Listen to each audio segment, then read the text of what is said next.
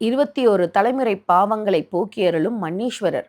ஆமாங்க. நாங்க இன்னைக்கு போயிருந்த கோயில் வந்து மன்னீஸ்வரர் கோயிலுக்கு தாங்க போயிருந்தோம். இந்த கோயில் வந்து கோயம்புத்தூர்ல உள்ள அன்னூர்ல தாங்க இருக்கு. அன்னி என்ற வேடுவன் வந்து அந்த அன்னைக்கு அவனுக்கு வேட்டையாட எதுவும் கிடைக்கல அப்படிங்கிறக்காக கிழங்குகளை சாப்பிடலான்னு சொல்லி நிலத்த தோண்டும்போது அங்கிருந்த பாறையில அவனது உளிப்பட்டு ரத்தம் வந்திருக்கு. இத பார்த்த வேடுவன் உடனே அந்த நாட்டு அரசன போய் பார்த்து இந்த மாரி பாறையிலிருந்து ரத்தம் வடிவதா சொல்லி கூட்டிட்டு வந்திருக்கான். அங்குள்ள அரசனும் வந்து யானைகளின் மூலமா சங்கிலி போட்டு கட்டி இழுக்கிறக்காக முயன்றிருக்காரு. அப்போதுதான் சிவன் அங்க தோன்றி, நான் தான் அங்க இருக்கிறேன் அப்படின்னு சொல்லி பறவை வடிவத்துல காட்சியளிச்சிருக்காரு. அந்த வேடுவனும், அந்த நாட்டு அரசனும் மன்னித்து அருளப்பட்டதால, இங்க மன்னீஸ்வரரா நமக்கு காட்சி தர்றாரு. இங்க இருக்கிற நந்தி அதிகார நந்தியாகவும், இங்க இருக்க மூலவர் வந்து சுயம்பு மூலவராகவும், சுயம்பு மூலவர் உளிப்பட்ட இடமும், சங்கிலி போட்டு இழுத்த இடமும் இன்னும் இருக்கு அப்படின்னு சொல்றாங்கங்க. கோசாலையும் தெப்பமும் இருக்குங்க அங்க. ரொம்ப அமைதியான சூழ்நிலையா இருக்குங்க.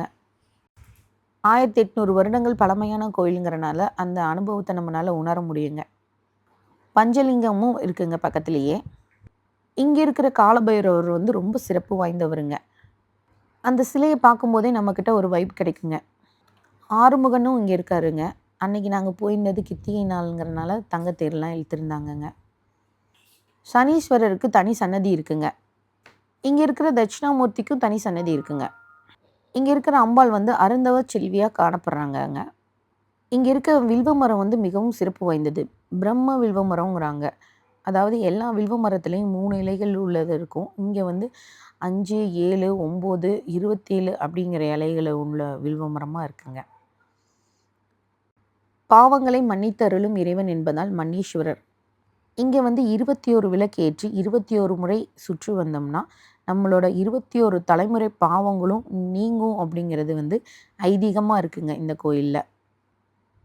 இந்த கோயில்ல வந்து 2 வாயில்கள் இருக்குங்க. ஒண்ணு வந்து கொடிமரத்த ஒட்டி ஒரு கோபுர வாயில் இருக்குங்க. இன்னொன்னு கோயிலுக்கு தேவையான பூஜை ஐட்டம்லாம் வைக்கிறாங்கங்க. அப்படியே வாங்கிட்டு நம்ம உள்ள வந்துரலாம். கோயில்ல எவ்வளோ நேரம் வேணாலும் உட்காந்துருக்கலாங்கங்க. எந்திரிச்சு போறக்கு நமக்கு மனசே வராது. இன்னும் கொஞ்சம் நேரம் இருக்கலாங்கிற மாரி தான் இருக்கும் கோயில்ல.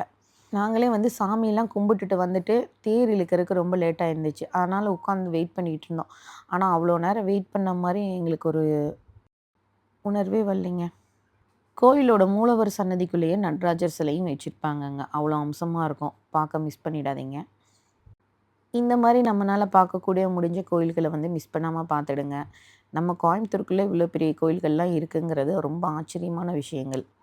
வரலாறு மிக்க ரொம்ப பழமையான கோயிலுங்க. நம்ம கோயம்புத்தூர்லேருந்து வெறும் 1 மணி நேரம் இல்ல 1 1/2 மணி நேரத்துக்குள்ள கோயில்ல ரீச் ஆயிடலாங்க. அன்னைக்கு எங்க பையனுக்கு ஸ்கூல் இருந்தனால அவன பிக்கப் பண்ணிட்டு தான் நாங்க கோயிலுக்கு போயிருந்தோம். அன்னைக்கு கொஞ்சம் மழையும் இருந்துச்சுங்க. இந்த கோயிலுக்கு போயிட்டு வந்தா இன்னொரு தடவ போகணும்னு தோணுங்க. இந்த மாரி கோயில் இன்ஃபர்மேஷனுக்கு என்னோட சேனல சப்ஸ்கிரைப் பண்ணிக்கோங்க.